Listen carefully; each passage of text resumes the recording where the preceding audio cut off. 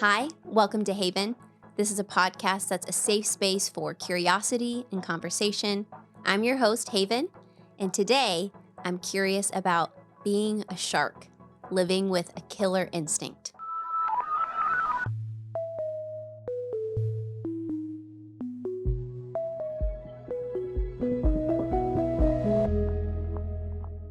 Being a shark, which to me is really more about going after what you want in life. And I'm very excited about the guest I have today. His name is Eric Roy. Hello. Hello, welcome. We have been friends for about 7 or 8 years. And we're in the unique spot in that we're couple friends. You and your wife, Tess, are close with me and Aaron, but you and I are more kindred spirits. True. But it's kind of a strange group where it's like you and I get along, but me and Tess also get along. And then Aaron and Tess also get along because they used to work together and they're very creative. And then also you and Aaron get along. So it's kind of this like the perfect idea of a group chat. And we always have the best time together.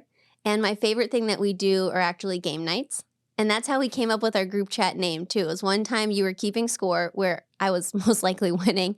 And you had H for Haven, A for Aaron, T for Tess, and E for Eric. And you were like, guys, together we are hate. And so we just call ourselves the haters. Which, like, as four people, we're all full of a lot of love for each other and together. Yeah. So together, yes, we are hate. Together we are hate, though. But it's such a fun group because you and I can be a little spicy. Aaron and Tess are pretty good at neutralizing. Mm-hmm. And then sometimes they throw us off and embed their own thing. But usually you and I are a little more And I don't think a lot of people know that. That what? We have, like, quite a bit of conflict. Maybe not quite a bit, but we definitely have our fair share of conflict. You and I think, yeah, I think a lot of our friends think that we just get along. I agree. Yeah. Do you want to share about some of our conflict?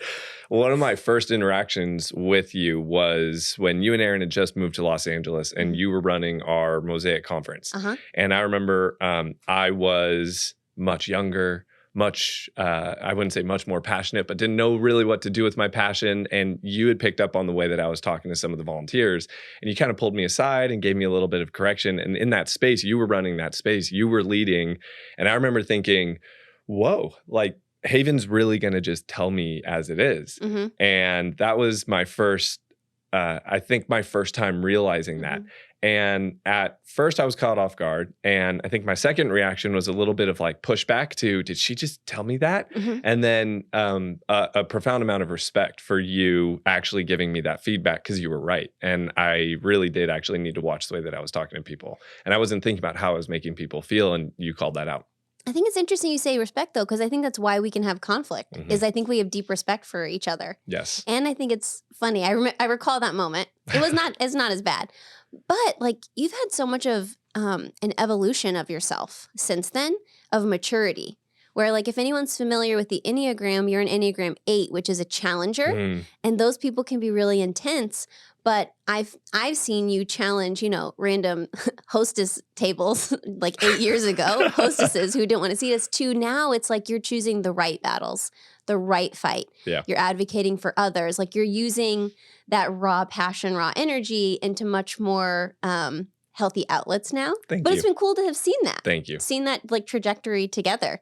But I have you as a guest because when I think of who a shark is, like what it embodies, to me, it's apex predator. It's driven. It's masterful. It's focused. Mm-hmm. And I'm like, that to me is Eric. And so I want to talk a little bit more. I know you have a different even definition of what a shark is, but I want to hear it because I was kind of playing with like, what is this concept? Like, how would we take it down to other people? And you stream of conscious through like a shared note. And I was like, well, that's it. That's brilliant. So why don't you tell us a little bit about what is a shark to you? Awesome.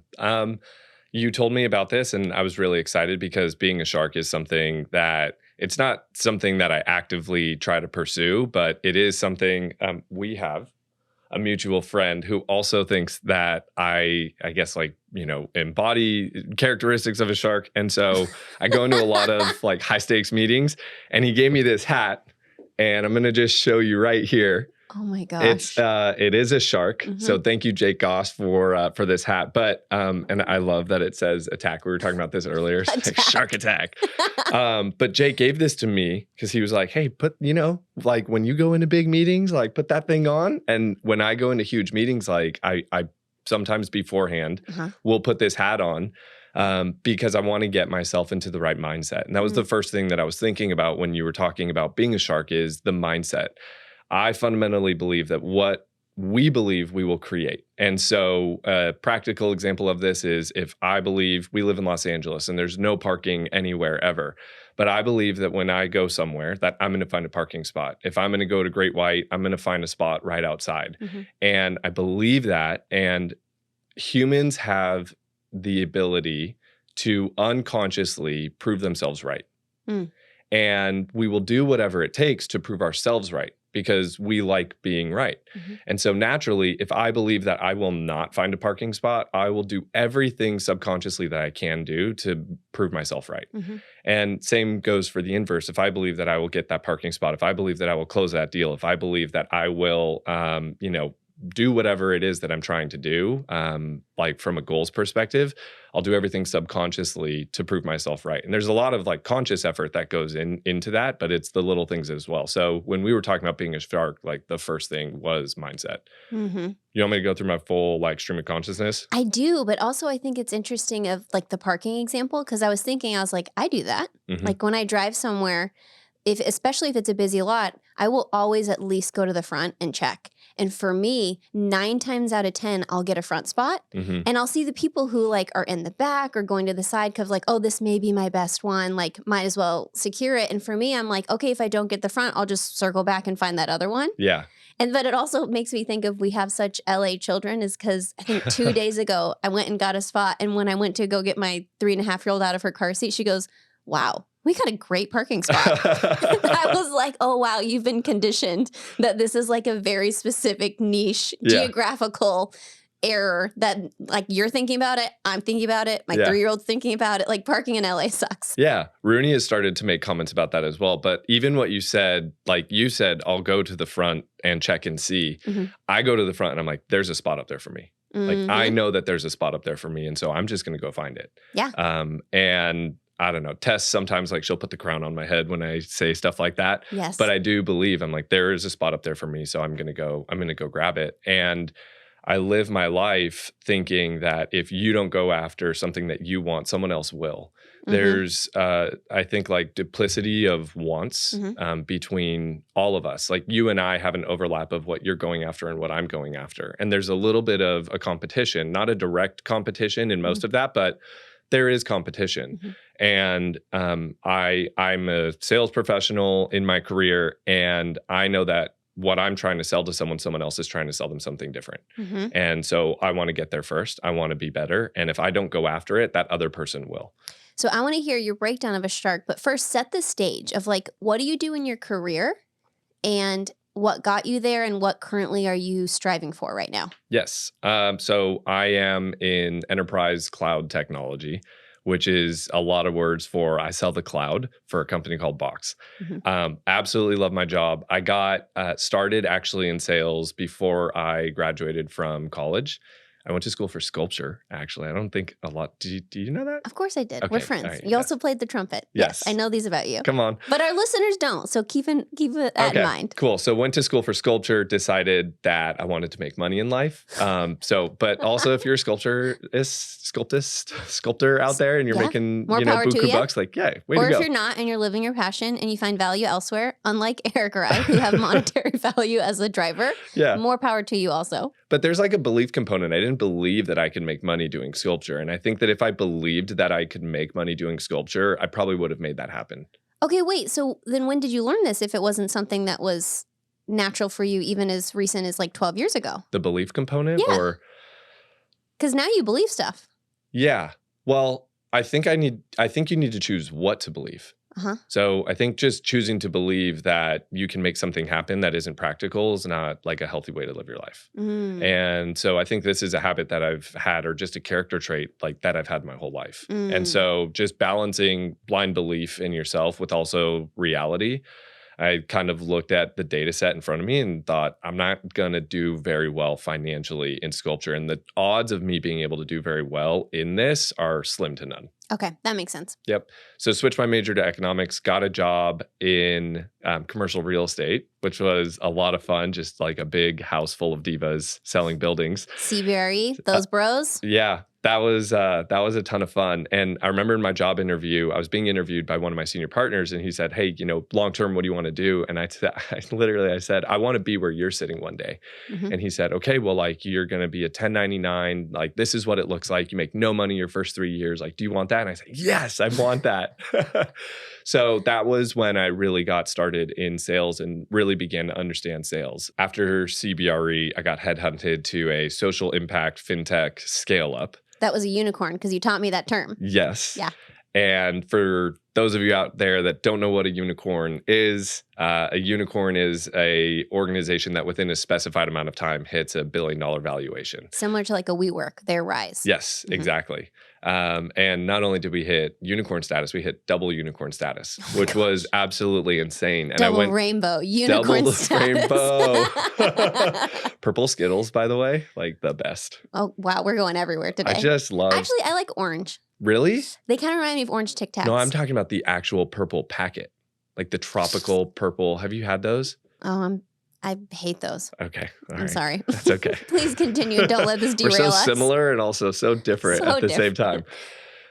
So when I went from commercial real estate over into basically software sales, I began to realize that there are a lot of sales methodologies and ways to be very strategic and consultative in what you do. Mm-hmm. And so, helped that company, and it was an incredible ride. And then about 3 years ago, started at the org that I'm at today, Box. And but I absolutely love it. I love what I sell. I love who I sell for, love who we sell to. And it's just a ton of fun. But we sell the cloud to Fortune 5 and Fortune 10 companies all across Southern California. I love it. And as your friend, I love to see like the meteoric rise in you of like, you're so excited. Like the sky's the limit of your goals. And you have some audacious goals, like in general. Are we going to go there? Do you want to? I'm down. Okay, tell me. Well, I know. Tell the listeners, like, what is the most recent goal that you shared with me that you want to hit? Yeah, it's ridiculous. So we were talking about goals, and we talk about goals that are, I just want to preface that, like, we have conversations about goals outside of just money. Oh my gosh, like monetary and what you can generate in that sense is like fine. But I know that one of your biggest goals is being the best wife and the best like mother to your kids. And you're so intentional with that. And that's like how I look at my life. I look at success as being the best husband and the best father. So I just want to preface that. But we were also talking about goals. Did you have thoughts? I want to add on that too, because I had this thought, like I want to do a tiny little bunny trail of, I went to a large conference and I sat next to probably one of the most wealthy people I've ever met, or at least one-on-one. And it was a breakout on like financial wealth planning after like a large exit. And he turned to me and he was like, "You're so young. Like, why are you in this breakout?" And I said, "I plan to make a lot of money one day." Yes. And he said like expletive, like I effing love that answer, and it was great. But then, especially with the wealth planning breakout, I was like, so many people I know that are highly successful, highly wealthy, sometimes are just completely bankrupt in other areas, like relationally or emotionally. And I was like, I wish I didn't say I plan to make a lot of money one day. I wish I said I plan to be really wealthy one day. Because to me, wealth is so much more encompassing than just money. I want to be wealthy in my relationships. I want to have like a beautiful marriage. I want to have engaging friendships. I want to have my children grow up connected and involved. I also want to be wealthy spiritually. Like I want to be strong in my faith and committed and in a dynamic relationship with God. I want to be wealthy in my health, like all those elements of like, so again, like we're going to talk a lot about sales, a lot about money, but wealth, that is the smallest snapshot of what wealth is to me. And just before we get back off the bunny trail onto the main trail, you said something and you said, I want to be wealthy one day. Like, I just want to call out the fact, and I'm not trying to gas you up for no reason, but you are already wealthy in all of those areas that you just spoke about. And it's something that I admire about you, that I truly, truly love about you. And the financial wealth is just the next domino to fall. But I like you are already wealthy in your life. Thank you. Just for all those reasons. I received that. Thank you. Cool. It's hard to have high ambition mixed with I also want inner peace. Mm-hmm. It's like, how do you reach for the stars and have your feet on the ground? Mm-hmm. But it's great to hear that because I can go topple over in either area. Mm-hmm. Where, well, no, that's not true. I only topple over in ambition. Like I pretty much consistently have inner peace. I just sometimes just really want to go for ambition. Yeah. But okay, tell us your audacious goal. Yeah. So you and I were having a conversation. This was 2 months ago, and we were talking about like our financial goals. And I told you that I have a goal to hit 10 million a year within the next 10 years. Love it. Yep. Gonna make that happen. This is your parking spot. You will find it. You will do it. Absolutely. Tess will place that crown on your head. Absolutely. And a crown on her head. Yes. Because you guys can afford it then. Crowns for everyone. Crowns for everyone. I like my parents sacrificed so much. We were single income. My dad worked for the city. My dad was born in South Central. My mom, ironically, was born in Beverly Hills, but like child of immigrants, lived in a back house just in a mansion, and her mom was a housekeeper, my grandmother. Mm-hmm. And so like we don't come from a lot, and my parents sacrificed everything to make sure that we had as big of a jumping off point as possible, as high of a jumping off point as possible. And I want to be able to afford my kids that exact same thing. And I don't look at it as me doing anything better than my parents, because my parents sacrificed so much to get us to where we are. And so I want to be able to, like, from a characteristic perspective, want to be able to just like do the exact same thing. So that's where that comes from. And honestly, like, this sounds insane, but I heard God tell me that. Mainly because, I mean, we believe in like giving to church. We give 10% of our income to church, and I want to be able to give $1 million to our church like in a year. And I think that would be absolutely incredible to be able to do that. So that's Love where it. it came from. You're gonna do it. Thanks. So that's your goal that you're going after. Yes. Someone else may have a different goal. So if they're trying to get what they want out of life, I think there's some characteristics that you're about to share that I think they can implement. So whether it is like that type of goal, or whether it is just playing with like something small and practical, what are some of the elements that you think someone can either now pick up on that they're not aware of, or can teach themselves to modify their behavior with? Yeah. Cool. So being a shark. Yes. All right. How do you live with a killer instinct? What defines a killer instinct? So because you came up with the subtitle. I was like, I want to do the be a shark, but it needs something. And you immediately go, live with a killer instinct. Absolutely. Story of my life. Sometimes you have to balance it, right? Like sometimes you smell blood and you don't need to go for that in the water. So my stream of consciousness, when you told me about this, I tried to think of, okay, what are the characteristics of a shark? And as I started going into this, I thought, okay, you can personify a shark so much. So I've got 4 characteristics of a shark. The first one is silent, then deadly, feared, and misunderstood. So sharks are silent. What does that mean? Sharks maintain the element of surprise. You hear like, dun, dun, dun. Like you have the music because they're silent. And what I started thinking about was like, look, I'm not a marine biologist, but to me, sharks don't roar when they approach their prey. They don't make a sound the way that most mammals do. And so I thought that's actually pretty interesting because they're underwater and maybe they do make a sound. And so if they do, I'm sorry to all our marine biologist listeners. I'm sure we'll get some comments about that. Silent. And I think the human personification of that is selective, right? So I think that there's a culture and a notion of, I don't want to tell people what my goals are. I don't want to let other people know what my ideas are in the event that they steal them or they take them. And that's not what this is. It is healthy to share your goals. It is healthy to tell other people what you're trying to achieve. And if you are so worried about someone else taking your idea and making the world better with it, I think you care more about your own idea than actually like improving the world. And so what I don't mean in silence is like keeping everything to yourself and just surprising everyone in the final hour. What I mean is like being selective. I think that right now there's also kind of the opposite of like, I need to broadcast everything that I'm doing and everyone needs to know that I'm strong and I need to be courageous. Like, I think that silence and selection is a reflection of wisdom. And I think that you need to be selective on who you tell what, as opposed to just broadcasting everything to the world. And I'm a student of that right now. So being selective in what I share and who I share to, I tend to wear my heart on my sleeve. But I think a characteristic, the first characteristic of like how to live with a killer mentality is knowing, especially in the corporate world, knowing what you can say and to who. Wow. I mean, I'm just letting everything you're saying like wash over, because we haven't talked about like what this is. And so to me, I'm thinking, wow, there's so much impact. And it's different than what I was thinking you were going to say of silent. Because to me, like when I think of silent, I think of listening. Like I think of I'm going to listen and observe. And you can learn so much just by being aware and observant. And that to me is, I think also of like, okay, what's the scenario around here? And it's interesting because I think silent for a shark has a little bit of like a negative connotation. It's like someone's going to sneak up and attack you.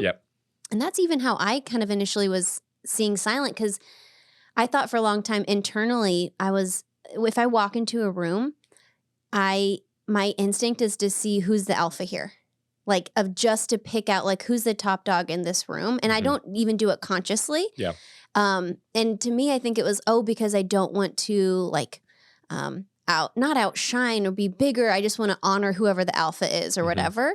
I'm sure it was some type of like survival instinct somewhere I picked up. But it's interesting because the alpha isn't always the loudest. They're not always the most intense. They're not even always the leader.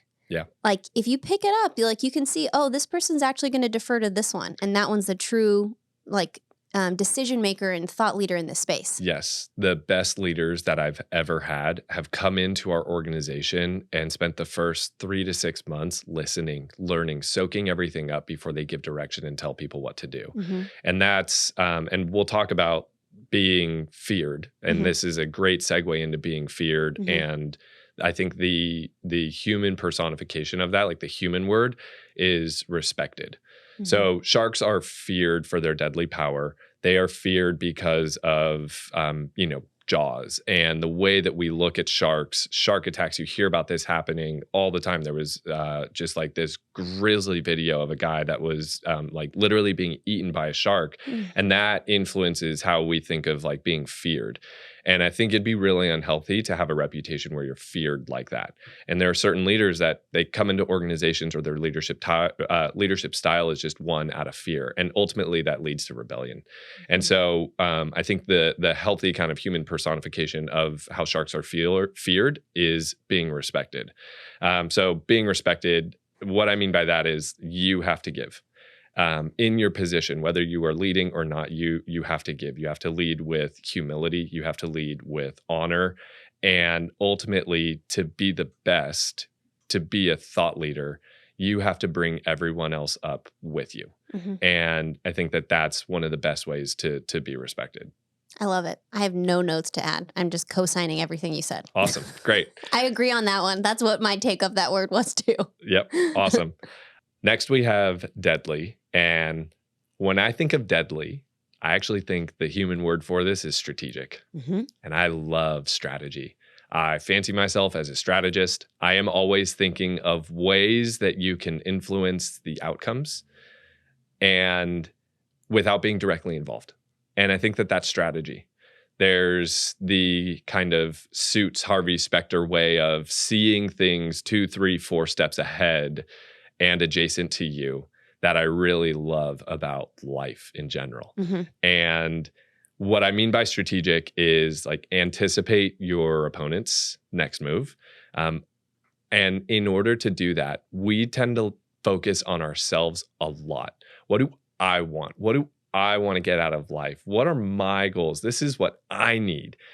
And in order to be successful in life, you have to prioritize others. You have to think of others. What motivates them? what are they scared of? What are their desires? And you have to spend less time thinking about yourself and more time thinking about what fuels other people. And I think that's the best way to be strategic. In my business, I will read a 10K. A 10K is an annual financial statement that a company files with the SEC. I will read that financial statement, and based on the numbers, the comments, and the statements in that financial statement, I will look back in the organization and I will say, these are the personas within the organization that would care about what I have to sell to them. And so that's what I mean when I mean like being strategic. And I have kind of a non-business example of that. So a couple of weeks ago, you know about this, my neighbor. Oh gosh, you're not telling this story, Aaron. Okay, keep going. This is the abridged a wild version. one. It's wild. Okay. In short, my neighbor threatened to kill us and got into a 12-hour standoff with SWAT where we were evacuated from our house, and he was ultimately taken into custody, released out on bail, and is being charged with felony vandalism and felony assault. Yeah, he went gnarly. He went full demo derby on all the cars on our street with a 25-pound sledgehammer. So that was a little traumatic.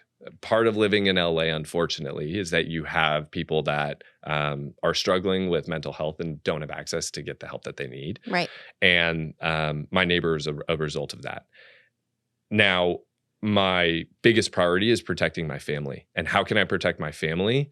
We got to get this guy off of the block. Well, how do we get him off the block? He's got to sell his house. So the very first thing I did the next morning is I called 5 local real estate agents and I said, hey, I think that this house next door to me is coming on the market soon. Here's the owner's phone number. You should reach out and try to list the house. I'm getting other people to try to do my work for me and influence this, selling the house as this guy's best option. My wife is going to hate that I'm sharing this right now. But we'll give Tess veto power if she wants us to cut this. That sounds good. But keep going. Yeah.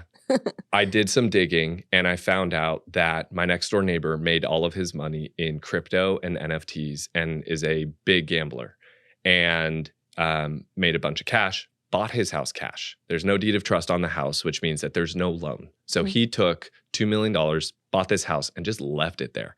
Not a wise financial move. No. Anyone, don't do that. Mm-mm. And again, with the end goal of getting him to move out in mind, I filed a anonymous tip. It's actually not anonymous, but I filed a tip with it's not anonymous. Now it's not. It's definitely not anonymous.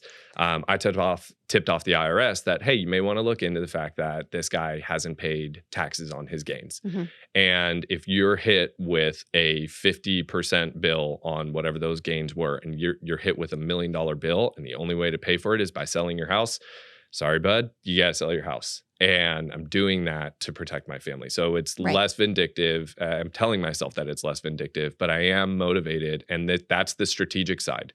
And it's a little bit of the silent and selective side. And I think that's why my wife doesn't want me to broadcast this, because she's like, you need to be selective on who you tell what. But I also think it's important to contextualize outside of just business areas in your life where you can be strategic, or sometimes where you have to be strategic. Right. Ladies and gentlemen, that was a shark in action. From beginning to end of that story, we got to see exactly the thought process. Yeah. I thought it was cool. I hope we keep it, but obviously, I hope so too. If she wants us to cut it. Don't come after my own. And I will do anything to protect my family. I would never. And I will never. Not directed towards you. Not really directed towards your listeners, but that's kind of my mindset in life. Yes. Thank you, shark. I'm not scared. Okay. No. Okay. This is my podcast. Thank you, but I shall be running this. Thank you. I had a different take on deadly. That's why I want to say it. Okay. Is, again, I didn't see your notes. And so I was like, what do I think these mean? Yes. And so I have my own interpretation. Okay, go. To me, deadly is focus. So to you, it's strategy. To me, it's intense focus. And what am I focusing on? Mm-hmm. I'm taking it back to your original thought of if I'm focusing on the good parking spot or the bad parking spot. Yeah. For me, I am always why would I not try for the highest? Mm-hmm. I have no problem people saying no to me. I just need one yes. Yeah. And so I think about that in my life of when I was in college, I needed some extra cash and I was like, okay, I'll nanny. So I went onto this website, I was filling out my information and they had a toggle of okay, do you want 18 to 20 an hour? 20 to 22. And I was like, I'm throwing that baby to the end. Absolutely. I said, I'm going 50 an hour. It was like the limit. I was like, I probably would have put more if they let me. And I was like, yeah, I'm 50 an hour. And I was like, I don't care if everyone passes my profile. Yeah. Like just one person hire me. And I did.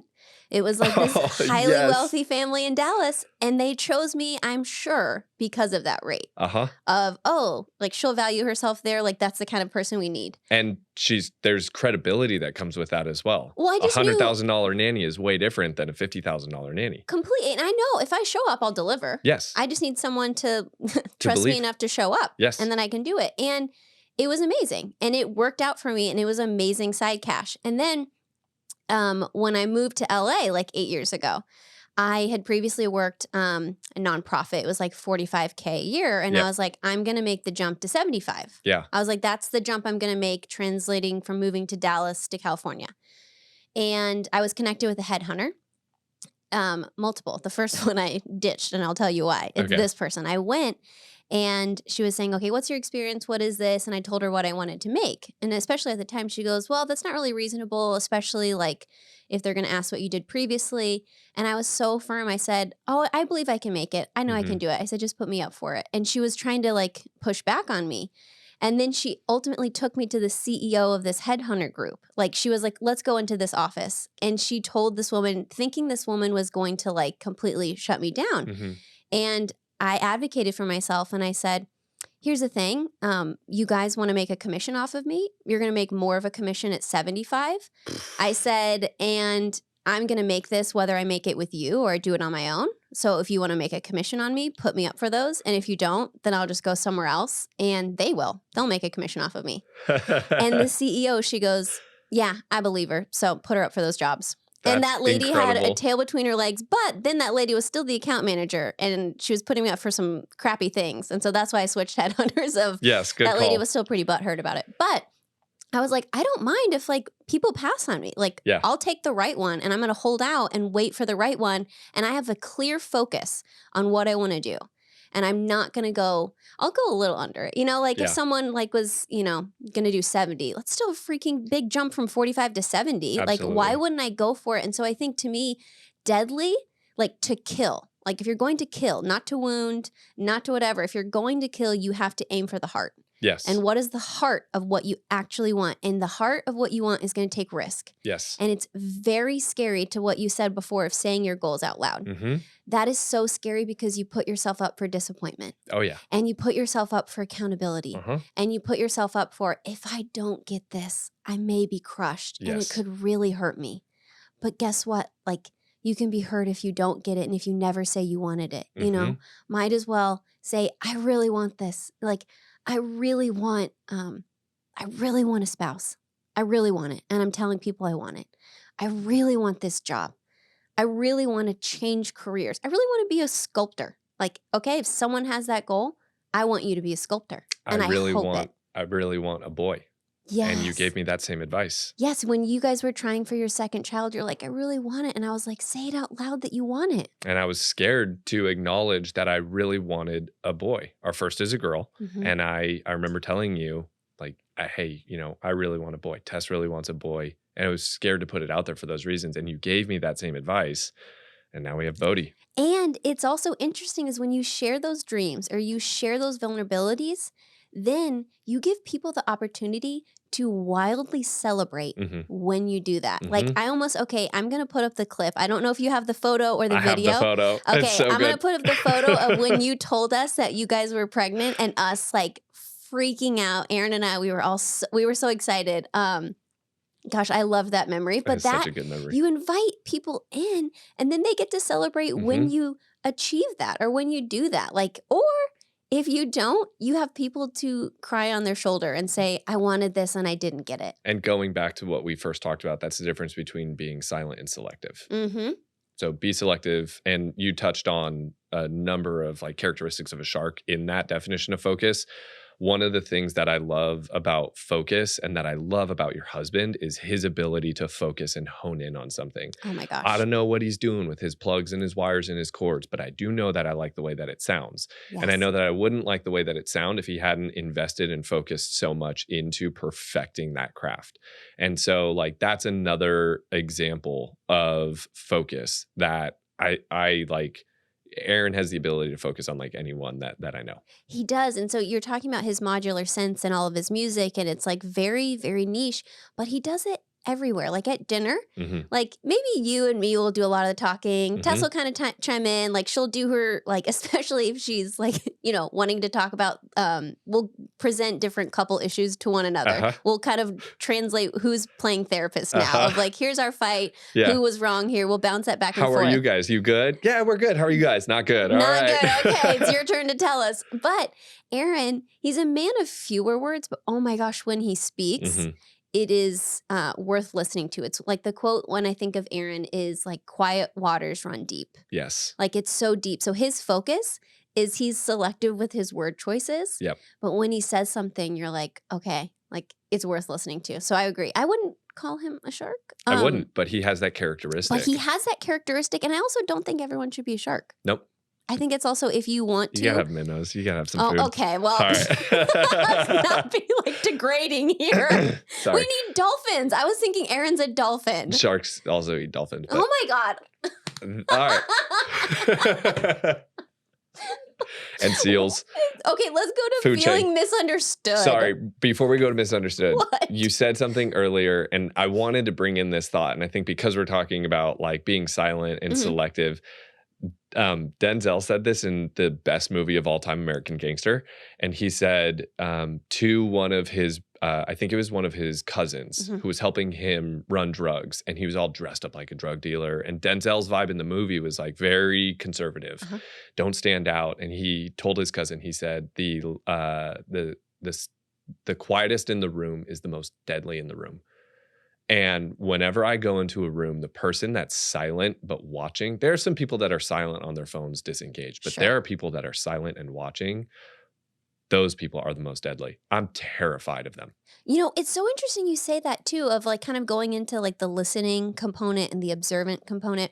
I had this thought I almost wanted to make an entire episode where the sentence keeps running in my head of like, wisdom is not an original thought. Like, I think of all the wisdom I've gleaned or anything that I've shared that someone's like, wow, that's wise. I'm thinking, I didn't make that up. Right. I know I read that. I know I heard that. I know someone told me that. Yep. But you have to, being wise is listening. Yep. Being wise is asking, again, selective the right people, like your questions, or observing people. It's not observing everyone. Yeah. Because you can observe people and say, I don't want to be like that. I don't want to do that.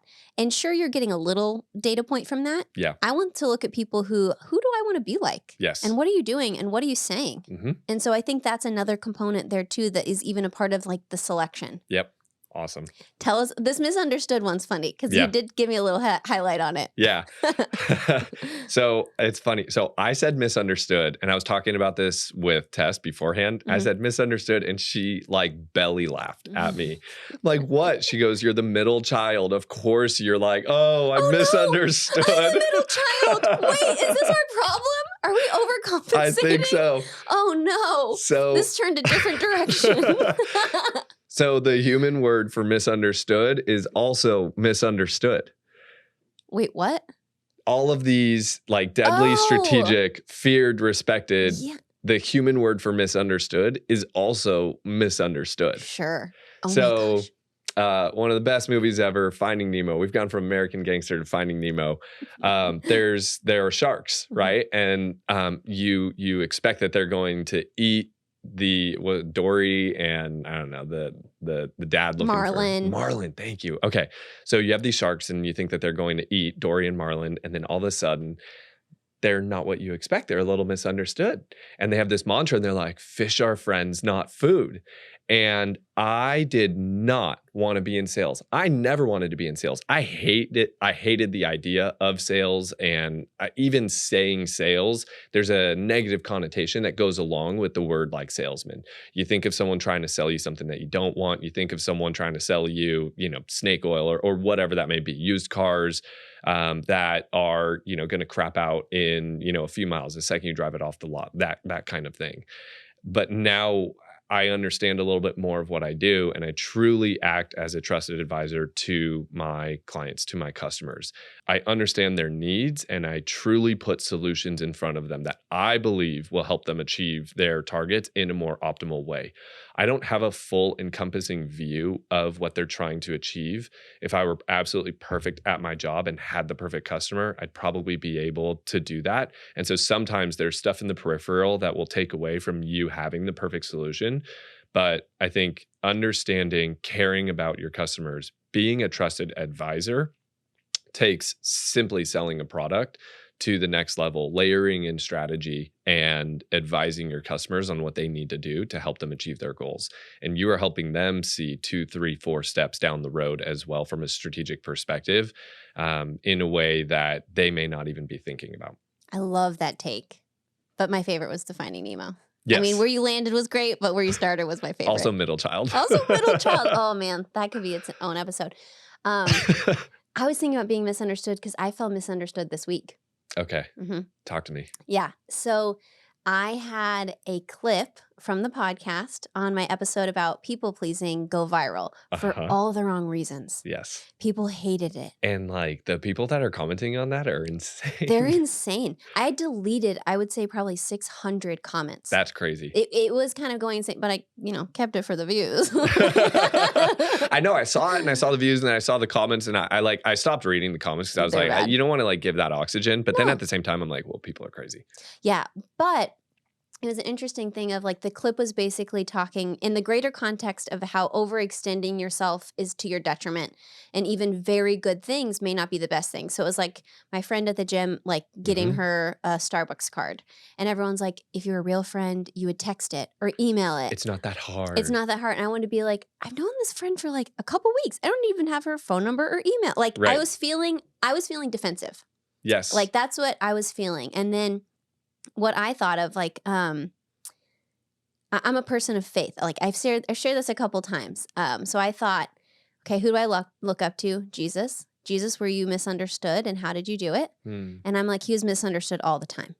People are like, you're not the Son of God. And he wasn't like, yeah, look at this water, look at this wine, watch this miracle. He didn't continually try and prove that he was the Son of God. He just kept being him and who he was.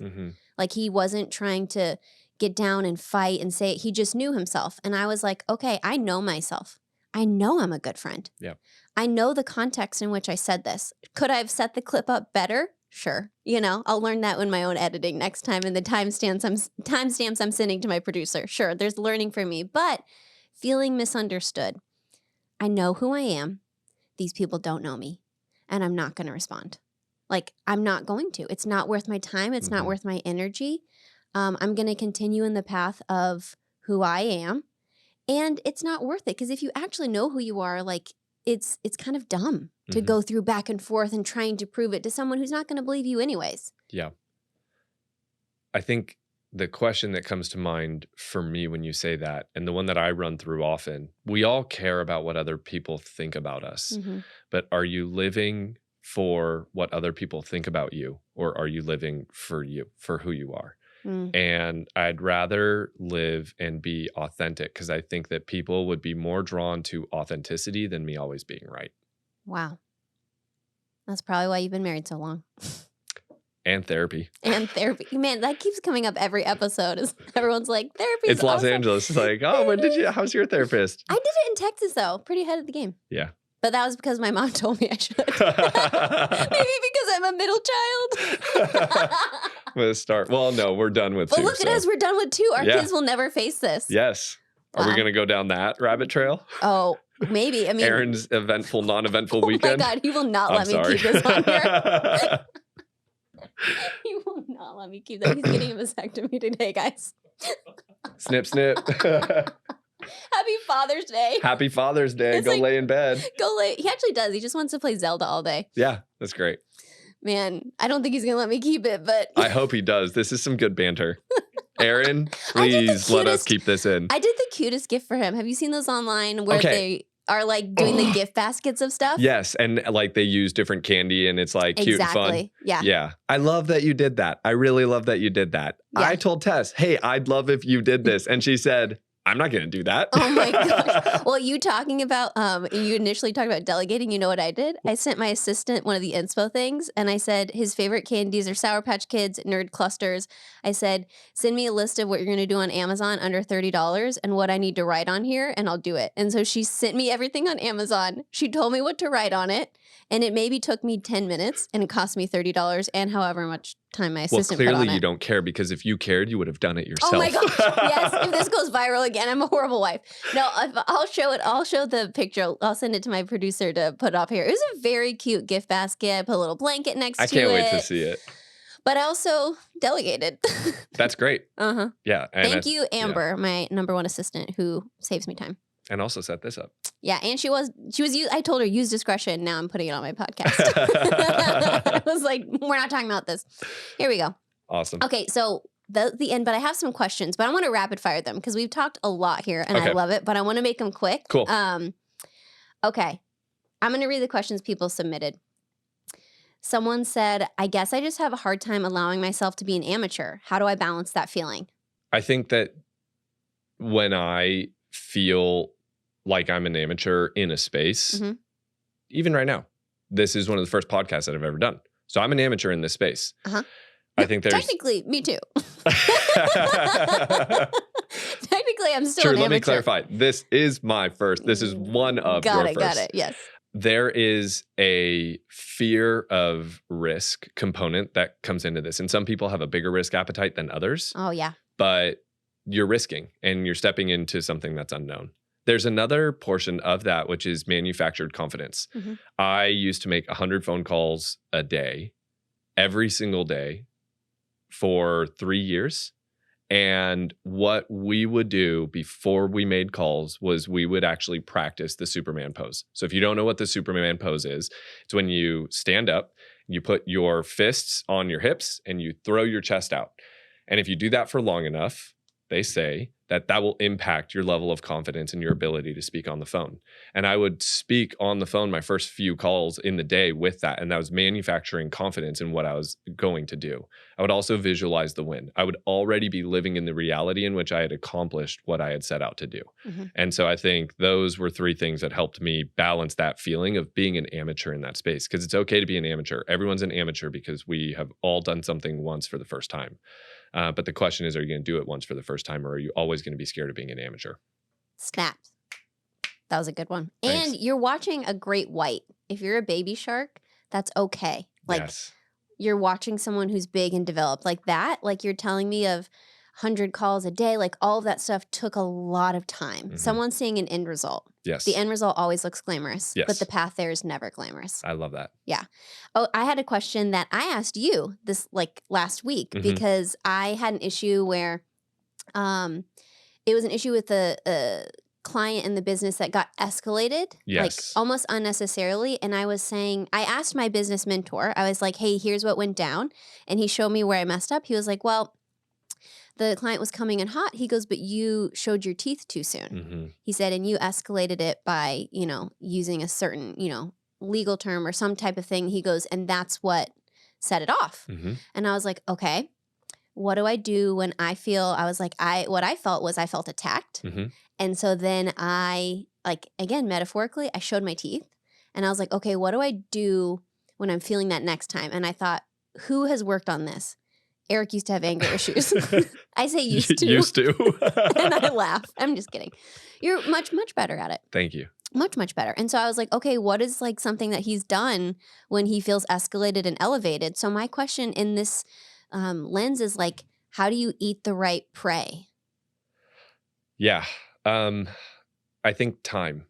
You can't go after everything that's in front of you. Some of it's not right, and some of it is. So one of the things, I used to get sent to HR all the time for how I reacted and how I talked to people. And I had a really negative brand at my last organization. And when I started at Box, I developed new goals. I want to be a CRO. So that's head of sales. So I want to be a CRO for a Fortune 500. And I thought to myself, I'm not going to get there if I continuously offend people and am a walking HR violation. And so I had a lot of conversations with a lot of people that I care a lot about. And one of the things that kept on coming up was time. You need time. It's natural to have a defensive type of reaction when someone says something and you may feel attacked, but your feelings are not facts. And what I have done is, instead of firing right back at someone, instead of going on Slack or Teams and going right back at them, I will maybe draft out a message and I'll do it in my notes so they don't even see that I'm typing. Like I am not, it's like nobody's home to receive whatever message they just sent over. So I'll draft it out. I'll wait 30 seconds, a minute, because sometimes waiting too long is too much. I had a situation in my personal life where someone extremely close to me waited around 5 weeks between conflict and then resolution. And that's way too long. There's damage that's caused in there. But I'll give it 30 seconds, a minute, 5 minutes. My advice to people would be figure out how much time you need and then use that time. Then revisit it. And 100% of the time I read what I wrote and I think, I don't like how I sound. That's not the intention of what I'm trying to say. And I'll adjust it and I'll change it and then I'll send it back. Another tactic is, and you and I talked about this, just pick up the phone. So much gets missed in interpretation over email or any other form of like written dialogue. So picking up the phone allows you to communicate empathy and understanding for that individual, and it will help them understand that you genuinely care. And when you are aligned in a common goal, you can solve almost anything. That was amazing advice, because I remember it was exactly what you said in the moment. You sent me a voice memo and you were like, time, what's your medium of how you're doing it, and then align on a common goal. Yeah. And that helps. Yep. The time one was the biggest thing though, because to me it's the same. It's like in the moment. Later on, I always think, oh, there's probably a better way to say that, or that felt more heightened than it necessarily needed to be. The anger response is, I mean, that's a pretty tough one for me because it is something that I am working on, but just in the spirit of vulnerability, I have a temper. It is something that I've struggled with my whole life. I'm working on not having a temper. And I heard myself lose my temper when I was looking at Rooney's baby camera or her baby monitor. It records stuff and there was a sound alert and I listened to it. And I got to tell you, I hated how I sounded. Wow. And so like, how many times have I sent out an email and then looked back on that and thought, I really didn't like what I wrote. I really didn't like how I sounded. And time is one of those things where we're working with Rooney, our daughter, she has a sensory processing disorder. And so her speed to reaction is much shorter than most other kids. And Rooney was about to throw something at the dinner table the other day. And I grabbed her hand and I said, hey, like, I want to give you something that I didn't have when I was growing up. And that's a few seconds to just think about what you're doing. I said, I'm going to let go of your hand. And if you still want to throw it, like, you can throw it. But like, I want you to just pause, right? There's power in the pause. Let go of her hand.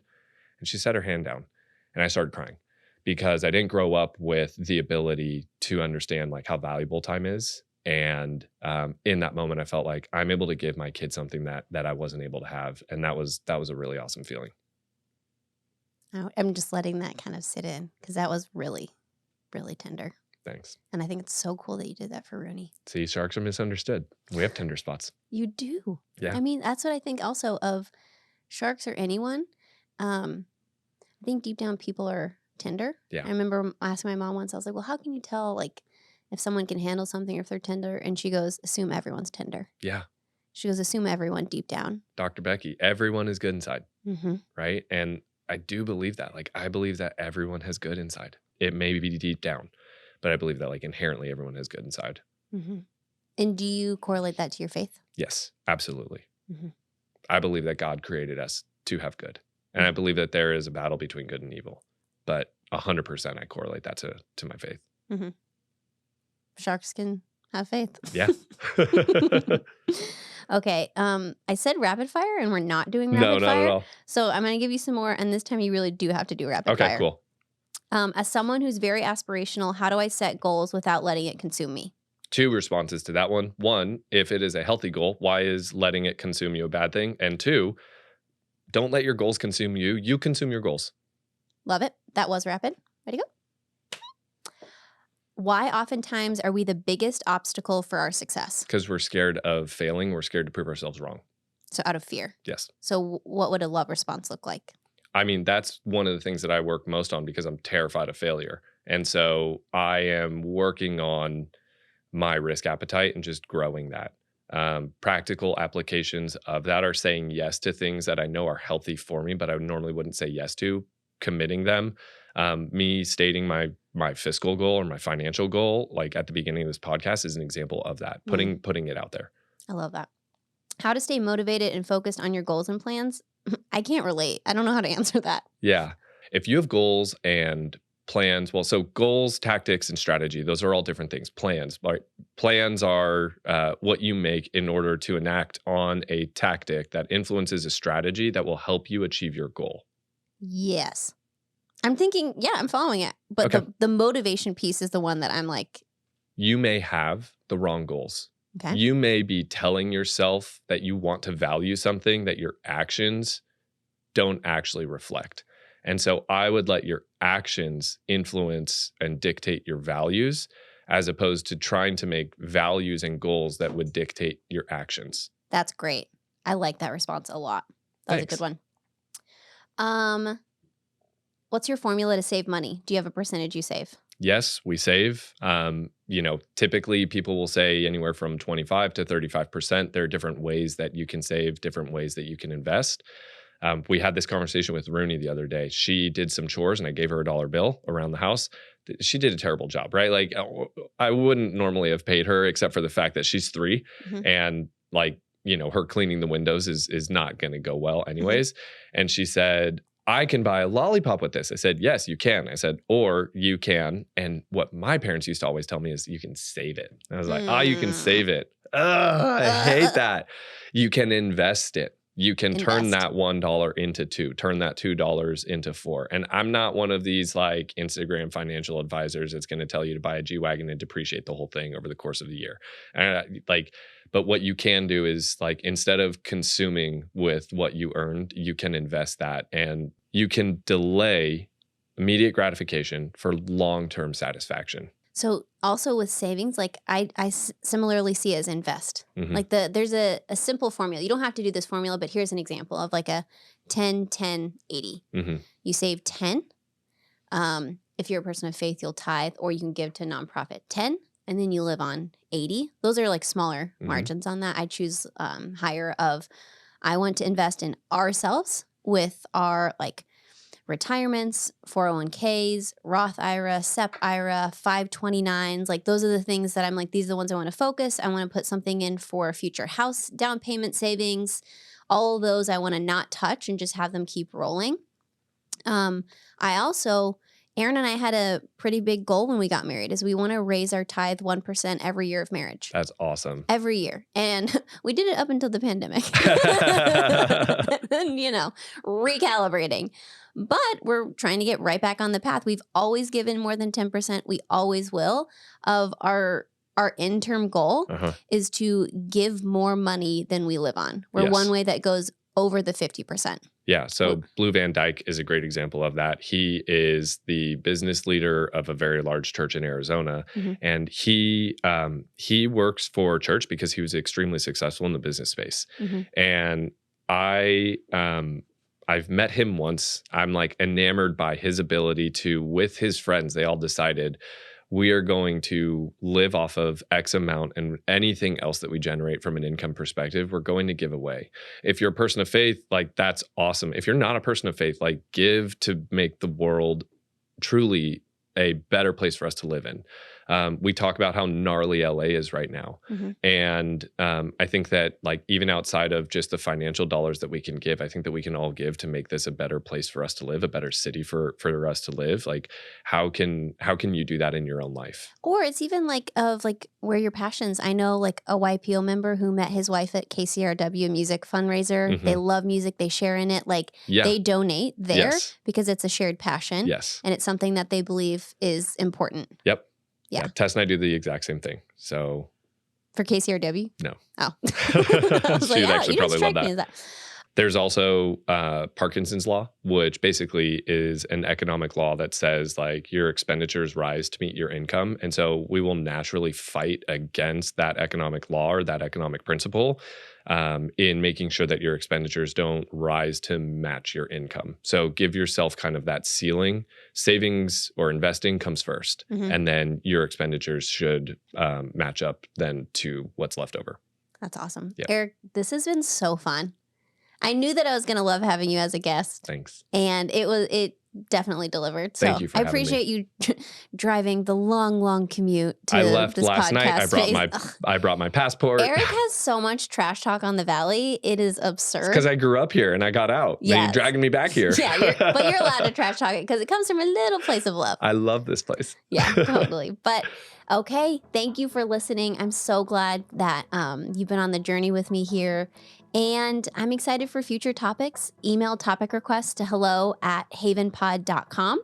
Follow me on Instagram and TikTok. My handle is @haventhepodcast. I'll open it up to Q&As there too, and I'll kind of give you a little insight into what topics I'm curious about and I'm going to talk about. So follow me there. Please let me know if you have anything else that you'd like me to cover. I've been getting some interesting requests on there. I have an entire folder in the email of ideas that people have sent and sharing their own journeys or what's been impacting them from these episodes. And I'm really enjoying reading those. So YouTube, like, subscribe, follow me on that channel. And then other than that, I'll see you guys next time.